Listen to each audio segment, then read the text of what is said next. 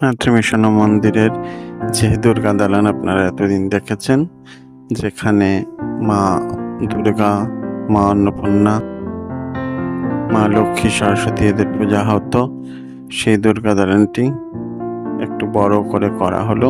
যেহেতু জায়গাটি খুব ছোট ছিল, সমস্ত ভক্তরা এসে বসে সুন্দরভাবে দর্শন করতে পারতো না, বেশি ভক্ত সেখানে একত্রে বসতে পারতো না।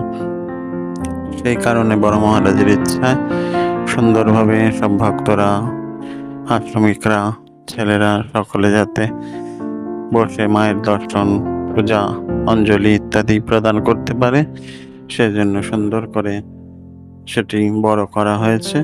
তারই শুভ উদ্বোধন, দ্বারোদ্ঘাটন হচ্ছে 15ই সেপ্টেম্বর কৃষ্ণা নবমী তিথিতে। সেদিন মা দুর্গার প্রথম কল্পের পূজা হয় বা জাগরণ বোধন হয় সেই কৃষ্ণ নবমীতে। তারই কিছু দৃশ্য আপনাদের সামনে তুলে ধরা হলো।